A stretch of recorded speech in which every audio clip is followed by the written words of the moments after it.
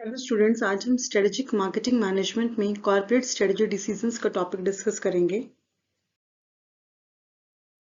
तो आज हम पढ़ेंगे कि एक कंपनी के अंदर जो डिफरेंट स्ट्रेटेजी डिसीजंस लेने होते हैं वो कौन कौन से होते हैं और उनका क्या क्या इम्पोर्टेंस है।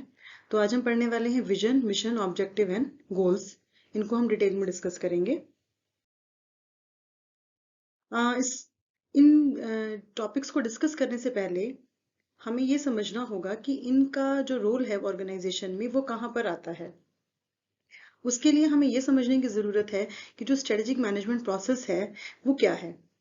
So strategic management process involves creating a strategy that outlines what your objectives are, what programs you will use to achieve those objectives, who is responsible for those metrics, and by when you will be achieving those goals.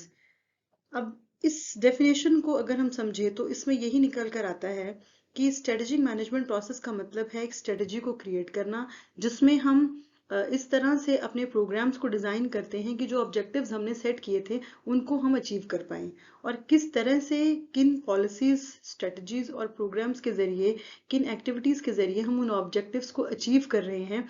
यही सारा जो process है वो strategic management process कहलाता है। अगर हम इसको डायग्राम में देखें तो इस प्रोसेस को हमने 4 पार्ट्स में डिवाइड किया हुआ है। Environmental scanning, strategy formulation, strategy implementation and strategy evaluation and control. तो स्ट्रेटजी फॉर्मुलेट करने से पहले कुछ चीजों को एनालाइज करना जरूरी होता है, जिसमें सबसे इंपॉर्टेंट है एनवायरमेंटल स्कैनिंग। यानी कि एनवायरमेंटल को एनालाइज करना बहुत जरूरी है, उससे रिलेटेड इंफॉर्मेशन इकट्ठी करनी होगी स्ट्रेटजी को फॉर्मुलेट करने से पहले। अगर एनवायरमेंटल स्कैनिंग की हम बात करें तो उसमें इंटरनल और एक्सटर्नल एनवायरनमेंट क्या होता है, उसके कौन से कंपोनेंट्स हैं और उसके कौन कौन से फैक्टर्स हैं, कौन सी टेक्निक्स हैं, ये सारी चीजें हमें डिस्कस करनी होती हैं। जब एनवायरनमेंट को स्कैन कर लेते हैं, यानी कि जब उसके डिफरेंट फैक्टर्स को, डिफरेंट कंपोनेंट्स को एनालाइज कर लेते हैं, उसके बाद स्ट्रेटेजी फॉर्मुलेशन का काम शुरू होता है। और वहीं से फिर हमारा जो मेन कॉर्पोरेट स्ट्रेटेजी डिसीजंस है, that is mission, objective and strategy formulation, ये पार्ट यहाँ से स्टार्ट होता है। तो इसलिए ये प्रोसेस एक बार समझाना इसलिए ज़रूरी था क्योंकि हमें ये पता होना चाहिए कि जो फॉर्मुलेशन का फर्स्ट स्टेप है बेसिकली वो मिशन, विजन, ऑब्जेक्टिव्स को सेट करना ही होता है। आगे अगर हम इस प्रोसेस में बात करें तो पॉलिसीज फ्रेम की जाती हैं, देन उनको इम्प्लीमेंट करने के लिए प्रोग्राम्स बनाए जाते हैं, बजट्स बनाए जाते हैं, डिफरेंट प्रोसीजर्स को स्पेसिफाई किया जाता है। और जब इम्प्लीमेंटेशन फेज खत्म हो जाता है तो उसका इवेल्युएशन किया जाता है, मीन्स ये चेक किया जाता है कि जो भी हमने प्रोग्राम्स बनाए थे, जो भी हमने रिजल्ट्स अचीव किए, क्या वो अकॉर्डिंग टू स्टैंडर्ड थे, क्या अगर वो नहीं थे तो फिर एक्चुअल रिजल्ट्स को कंपेयर करके उसमें जो भी करेक्शंस है उनको करना। तो ये तो proper overall strategic management process है। हम आज इसमें से जो इसका पार्ट है मिशन, विजन, ऑब्जेक्टिव से रिलेटेड, हम ये डिस्कस करने वाले हैं। जो vision, mission, goals and strategy है, इसका जो ये ओवरऑल ग्रुप है, इसको स्ट्रेटेजिक इंटेंट भी कहा जाता है। काफी सारी बुक्स में इसको स्ट्रेटेजिक इंटेंट भी कहा जाता है। तो आज एक तरह से हम इसी को डिस्कस करने वाले हैं। So first is vision versus mission. होता क्या है? बेसिकली जो विजन है वो क्या है? विजन है कि हमारी जो कंपनी है या हम कहाँ पहुंचना चाहते हैं, where do you want to reach. और मिशन क्या है कि आपने कहाँ से शुरू किया है और क्यों शुरू किया है, means why do you exist, company क्यों एग्जिस्ट करती है, ये मिशन है।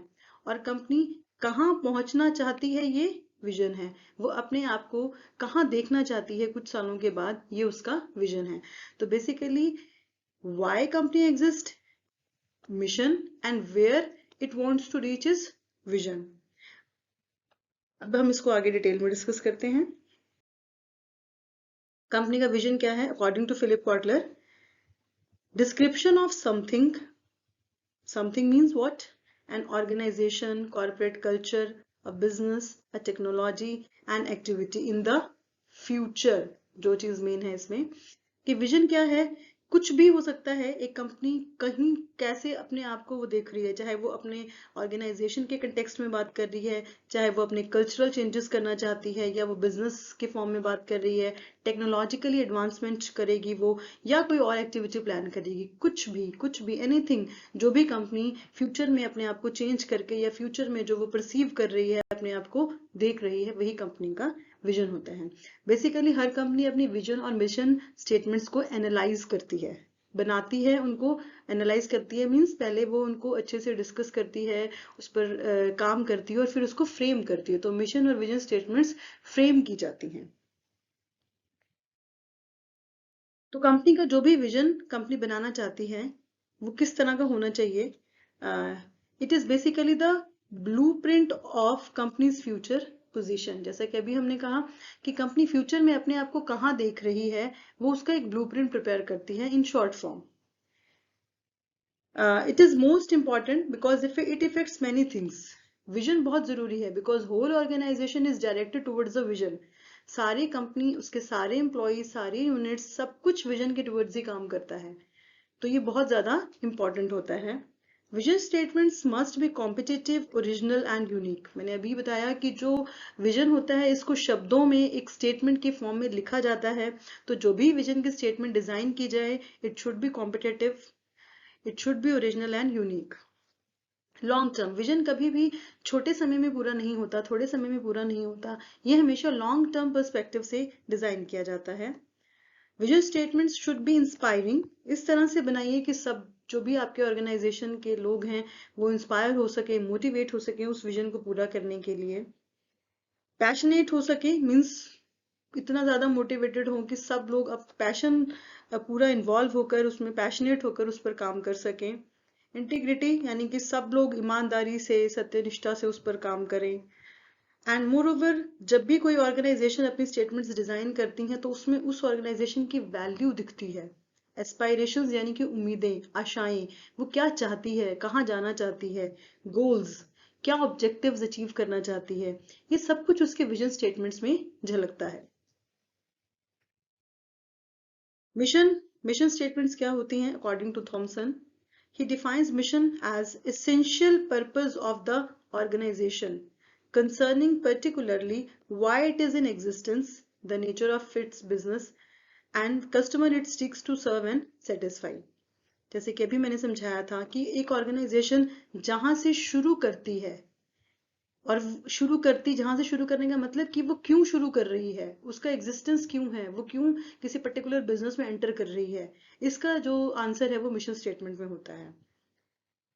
उसका बिजनेस किस तरह का है, वो किस तरह के कस्टमर की रिक्वायरमेंट्स को पूरा करने वाली है, कैसे अपने कस्टमर्स को सेटिस्फाई करने वाली है, ये जो सारी चीजें हैं वो उसके मिशन स्टेटमेंट से नजर आती हैं। Mission statements basically purpose of the company, क्योंकि हमने कहा कि कंपनी क्यों एग्जिस्ट कर रही है, वो ऑर्गेनाइजेशन क्यों एग्जिस्ट कर रही है, इसका जो आंसर है वो मिशन स्टेटमेंट से मिलता है। Basis of competition and competitive advantage, जो भी आप अपने मिशन में रखते हैं स्टेटमेंट में, उससे ये पता चलता है कि आप अपने आप को अपने कॉम्पिटिटर के कंपैरिजन में कहाँ पा रहे हैं, कहाँ स्टैंड कर रहे हैं आप। ठीक है। Mission statement should be specific and clear even more than vision. Vision statements should also be specific and clear, but mission statements are more specific and clear than vision. Mission statement focused on the means by which the firm will compete. It means ये बताती हैं कि किस तरीके से अपने competitor से compete किया जाएगा, ये रास्ता बताती हैं, ये तरीका बताती हैं। They should be feasible, means आप ऐसा कोई मिशन मत बनाइए जिसको अचीव करना ही मुश्किल हो जाए, अचीव करना ही इम्पॉसिबल हो जाए।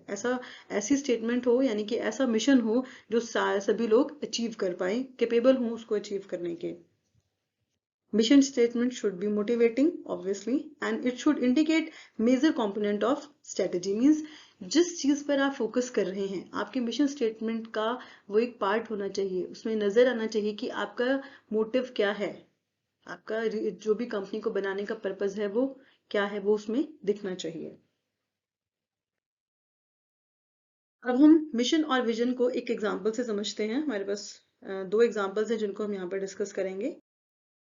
पहले हम माइक्रोसॉफ्ट का ले लेते हैं। जैसे कि हम सभी जानते हैं कि माइक्रोसॉफ्ट जो है वो टेक्नोलॉजिकल एक कंपनी है जो जितने भी टेक्नोलॉजी से रिलेटेड, आईटी से रिलेटेड, कंप्यूटर से रिलेटेड सॉफ्टवेयर हैं उनको डिजाइन करती है।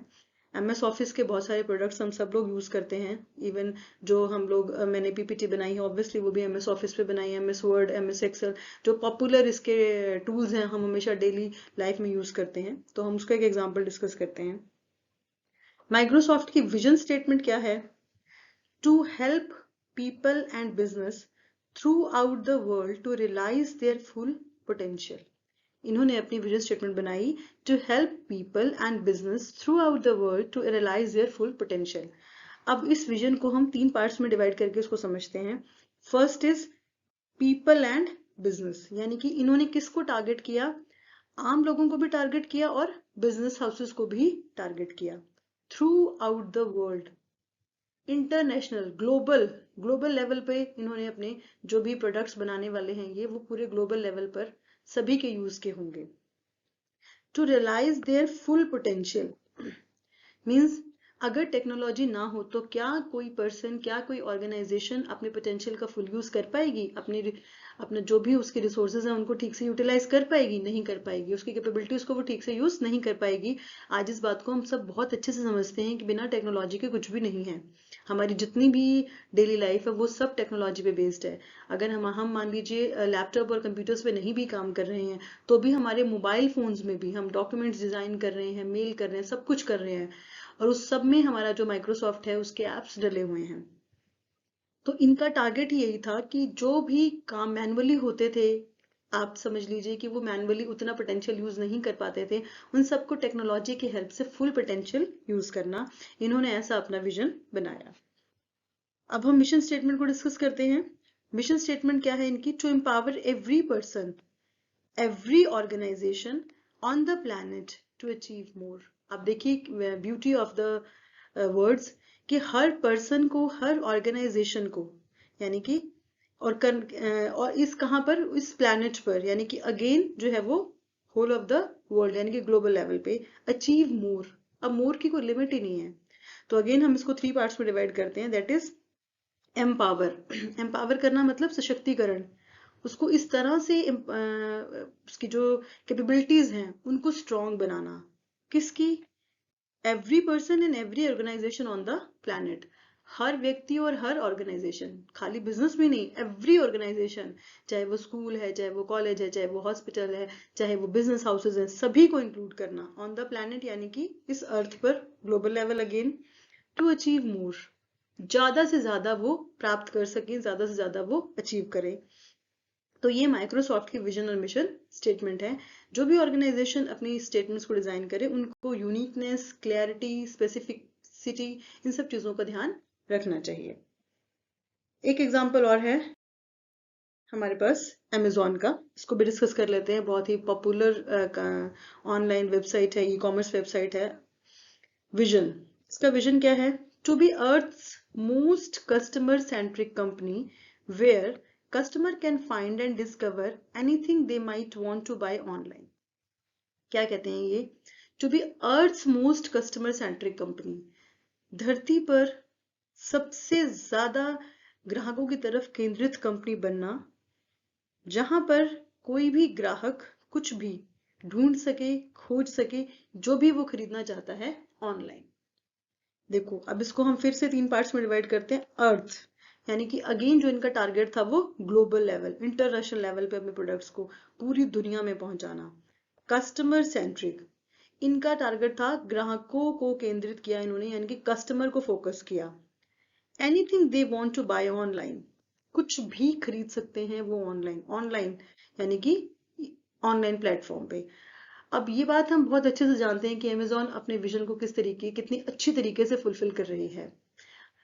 लगभग सभी चीजों में अमेजोन डील कर रही है, either it is grocery, either it is fashion article, either it is clothing, electronic items, crockery, हर चीज में ये डील कर रहे हैं। अब हम इनका मिशन स्टेटमेंट देखते हैं। We strive to offer our customer the lowest possible price, the best available selection and at most convenience। अब ये क्या कह रहे हैं कि ये ऐसा कुछ करेंगे, ऐसा कुछ अपने कस्टमर को ऑफर करेंगे जो कम से कम प्राइस पर होगा, बेस्ट अवेलेबल सिलेक्शन, यानी कि जब वो चूज करेंगे तो उनको अच्छे से अच्छा विकल्प उपलब्ध होगा, एंड एट मोस्ट कन्वीनियंस, बहुत ही आसानी से और सुविधाजनक तरीके से। तो इनका फोकस हम इसको देखते हैं कि किस चीज पे था, 3 पार्ट्स में डिवाइड करके। Lowest possible price. Being a customer हम इस बात को अच्छे से समझते हैं कि जब भी हम कोई प्रोडक्ट खरीदते हैं तो जनरली जितने भी ई कॉमर्स वेबसाइट्स हैं, एप्स हैं, उन पे हम कंपैरिजन करते हैं। तो अमेजोन कोशिश कर रहा है कि एटलीस्ट अपने कॉम्पिटिटर्स की तुलना में प्रोडक्ट्स के प्राइसेस को कम रखा जाए। बेस्ट अवेलेबल सिलेक्शन, ज्यादा से ज्यादा चीजें अवेलेबल करवाई जाएं कस्टमर को, and at most convenience. Convenience को तो हम समझ ही पा रहे हैं कि हमें कहीं जाने की जरूरत नहीं है, चाहे हम अपने मोबाइल पे, अपने लैपटॉप पे, कहीं पर भी बैठे हुए किसी भी चीज को एक्सेस कर सकते हैं। तो इस तरीके से हम देखेंगे कि कैसे अमेजोन ने अपनी विजन और मिशन स्टेटमेंट को बनाया हुआ है। इसी तरीके से बाकी कंपनियां भी बनाती हैं और हम उनको भी एनालाइज कर सकते हैं। नेक्स्ट हम आते हैं गोल्स पे। गोल्स क्या होते हैं?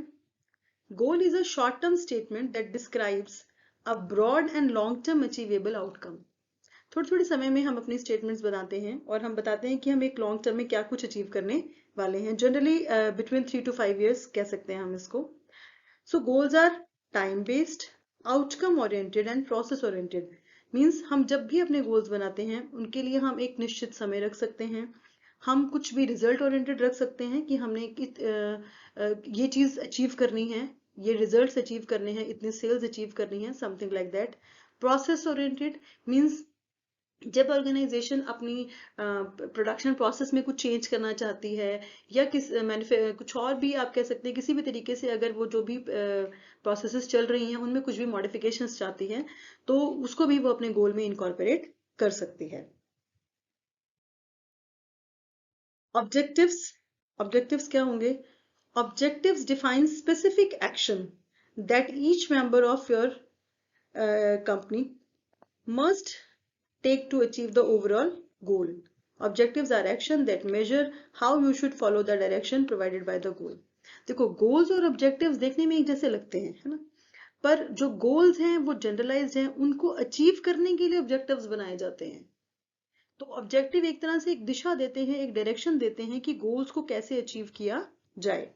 Objectives must be measurable, must be specific, must be appropriate. Measurable means जिनको हम मेजर कर सकें, स्पेसिफिक क्या चीज हमने अचीव करनी है, एप्रोप्रिएट मतलब जो भी कुछ आप बना रहे हैं it should be related to the goals. Realistic, realistic का मतलब कि ऐसा ना हो कि वो पूरे ही ना हो सके। टाइमली, कुछ टाइम फ्रेमवर्क दीजिए। चैलेंजिंग होनी चाहिए ताकि कुछ क्रिएटिविटी रहे उसमें, एंथुजियाज्म रहे लोगों का। रिजॉल्व कन्फ्लिक्ट, यानी कि कुछ ऐसे ऑब्जेक्टिव बनाइए कि जिससे लोगों में विवाद ना हो, झगड़ा ना हो, रादर वो सॉर्ट आउट हो सके। और ये जो ऑब्जेक्टिव्स होते हैं they are the yardsticks of the for the rewards and incentives. Means ऐसे ऑब्जेक्टिव्स बनाए जाने चाहिए कि जब वो अचीव हों तो वहां से अगर वो जो भी एम्प्लॉयज उनको अचीव कर रहे हैं उनको रिवार्ड दिया जाना चाहिए, और कंपनी की परफॉर्मेंस भी मेजर होनी चाहिए कि कंपनी पहले कहाँ थी और अब कहाँ स्टैंड कर रही है। तो अभी हमने पढ़ा कि गोल्स एंड ऑब्जेक्टिव्स क्या है। अब हम इनको एक डिफरेंस, कुछ डिफरेंस के पॉइंट्स डिस्कस करेंगे जिससे हम समझेंगे कि इनमें डिफरेंस क्या है।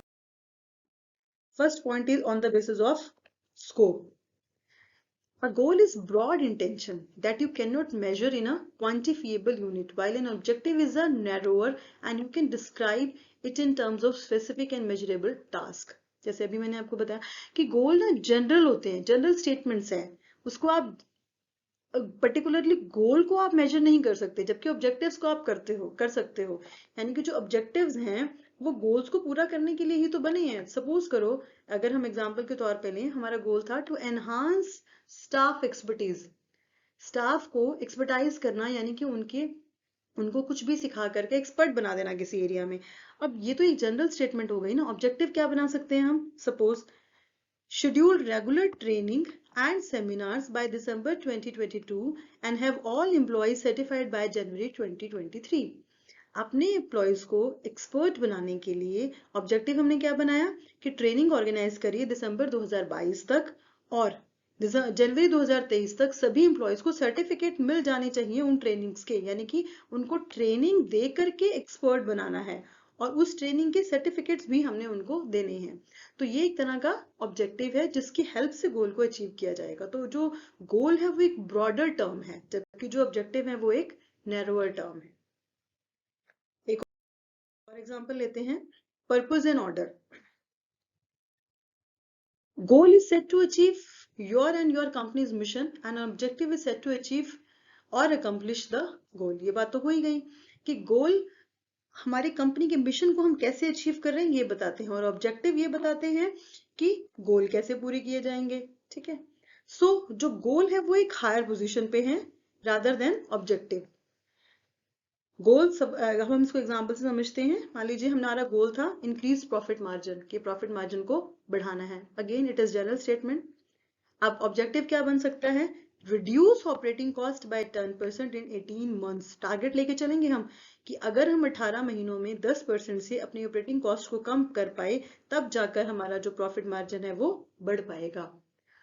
तो कंक्लूजन क्या है इस पॉइंट का कि गोल्स एक हायर पोजीशन पे हैं और ऑब्जेक्टिव एक लोअर पोजीशन पर है। गोल्स क्यों बनाए जाते हैं, पर्पस मिशन को अचीव करने के लिए, और ऑब्जेक्टिव क्यों बनाए जाते हैं, गोल्स को अचीव करने के लिए। Then specificity, a goal is a general statement. Goal हमेशा जनरलाइज्ड होते हैं, जबकि जो ऑब्जेक्टिव होते हैं वो स्पेसिफाई किए जाते हैं उसमें। ठीक है, so goal is a general statement of what you want to achieve in your business, but it does not specify the task. An objective is specific measurable action that happens within a set time period. Objective को हमेशा हम एक fixed time period में बनाते हैं। For example, गोल बना था हमारा improve employee skills, कि employees की skills को improve करना, और ऑब्जेक्टिव बनाया गया conduct a training program in next 12 months from a special committee to select and hire professional trainer to conduct the staff training workshop and seminar. हमने ये तो डिसाइड कर लिया कि एम्प्लॉयज की स्किल्स को एनहांस करना है, इंप्रूव करना है, पर कैसे करना है। आने वाले 12 महीनों में एक कमेटी कॉन्स्टिट्यूट की जाएगी जिसमें प्रोफेशनल ट्रेनर को हायर किया जाएगा ताकि वो स्टाफ की ट्रेनिंग के लिए वर्कशॉप्स लगाए और सेमिनार्स को ऑर्गेनाइज करे। तो इसका मतलब क्या हुआ कि गोल्स जनरल स्टेटमेंट्स हैं और ऑब्जेक्टिव स्पेसिफिक स्टेटमेंट्स हैं। Time frame. A goal is a broad and said to be accomplished over a longer time frame than an objective. गोल को अचीव करने के लिए एक लंबा समय होता है, जबकि ऑब्जेक्टिव्स के लिए शॉर्ट टाइम पीरियड होता है। ठीक है, इसको हम समझते हैं एक एग्जांपल से। सपोज गोल है बिल्ड अ मेंबरशिप बेस, कि कंपनी को अपना मेंबरशिप बढ़ाना है। ठीक है, अब ऑब्जेक्टिव कैसे बनेगा, have a membership of 500 by December 1st 2022।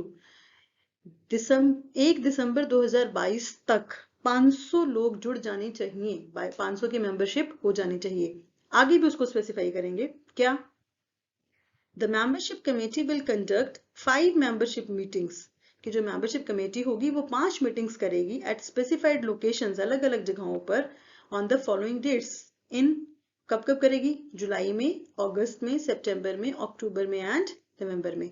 जिस टारगेट को दिसंबर में पूरा करना है उसके लिए ऑब्जेक्टिव बनाया गया कि जुलाई, अगस्त, सितंबर, अक्टूबर और नवंबर, इन 5 महीनों में स्पेसिफिक जगहों पर स्पेसिफिक डेट्स पर मीटिंग्स की जाएंगी ताकि इस मेंबरशिप का जो टारगेट है इसको पूरा किया जा सके।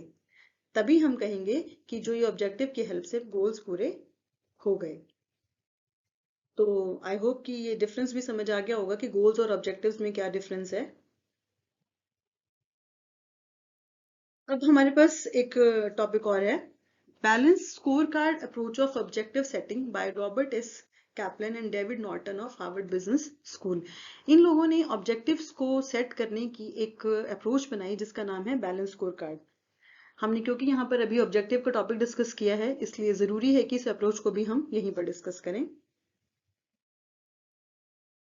तो बैलेंस स्कोर कार्ड अप्रोच के अंदर 4 सेगमेंट्स को कवर किया गया है, financial, educational growth, customer relationship and internal process. कि जब भी कोई कंपनी अपने विजन बनाने लगती है या अपने ऑब्जेक्टिव्स को सेट करने लगती है तो उसको इन चारों एस्पेक्ट्स को समझना होगा और इन चारों कंपोनेंट्स के अलग अलग जो इंग्रेडिएंट्स हैं, एलिमेंट्स हैं, उनसे रिलेटेड इंफॉर्मेशन स्पेसिफाई करनी होगी। तो हम फाइनेंशियल से शुरू करते हैं। फाइनेंशियल के अंदर क्या क्या चीजें वो स्पेसिफाई कर सकती है, like return of investment, cash flow and financial results. Means return of investment उसकी कितनी होगी, कैश फ्लो कैसा रहेगा, फाइनेंशियली उसके रिजल्ट्स क्या होंगे, वो क्या अचीव करना चाहती है। ठीक है। अगर एजुकेशन एंड ग्रोथ में हम बात करें तो जॉब सेटिस्फेक्शन, यानी कि एम्प्लॉयज के प्रोस्पेक्ट से है ये कि एम्प्लॉयज अपनी जॉब में कैसे सेटिस्फाइड उनको किया जाएगा। एम्प्लॉय टर्नओवर, यानी कि एम्प्लॉय का वो रेट कितनी फ्रिक्वेंटली वो उस ऑर्गेनाइजेशन को छोड़कर जा रहे हैं, वो कहाँ तक बियरेबल होगा। अगर उनको कोई स्पेशल नॉलेज या स्किल प्रोवाइड करवानी है तो उसके लिए क्या किया जाएगा, सेमिनार, वर्कशॉप, क्या किया जाएगा। ट्रेनिंग अपॉर्चुनिटीज, मीन्स एम्प्लॉयज के लिए क्या अपॉर्चुनिटीज होंगी कि वो अपने आप को वेल इक्विप्ड कर सके with latest tools and techniques, कैसे उनको ट्रेनिंग दी जाएगी, ये सारी चीजें स्पेसिफाई करनी होंगी। फिर अगर हम कस्टमर रिलेशनशिप में बात करें तो customer satisfaction rate, means customers को कैसे सेटिस्फाई किया जाएगा, क्या रेट होगा उनका। कस्टमर रिटेंशन के लिए क्या प्रोग्राम्स ऑर्गेनाइज किए जाएंगे या कंपनी की क्या स्ट्रैटेजी रहेगी। डिलीवरी एंड क्वालिटी परफॉर्मेंस, यानी कि जो कस्टमर्स को चीज़ें डिलीवर की जाएंगी उनकी क्वालिटी कैसी होगी, कैसे उस परफॉर्मेंस को मेजर किया जाएगा, इन सारे एस्पेक्ट्स को उसको स्पेसिफाई करना होगा। इंटरनल प्रोसेस की अगर बात करें तो एक्टिविटी पर फंक्शन, यानी कि जो भी डिपार्टमेंट है या जो भी यूनिट है उनके पास कौन कौन सी एक्टिविटीज होंगी, कौन पर्सन कौन सी एक्टिविटीज करेगा, कौन से डिपार्टमेंट को किस चीज की रिस्पॉन्सिबिलिटी दी जाएगी। And process alignment and automation, कि जो भी एक्टिविटीज को स्पेसिफाई किया जाएगा, जिन प्रोसेसेस को डिफाइन किया जाएगा उनको कैसे अलाइन किया जाएगा, मींस कौन सी कब की जाएगी, उन सारी सीक्वेंसेस को स्पेसिफाई करना। ऑटोमेशन मींस अगर आप ऑटोमेटिक मोड पर डाल रहे हो चीज़ों को, टेक्नोलॉजी को यूज कर रहे हो, तो आपको वो सारी चीजें भी स्पेसिफाई करनी होगी।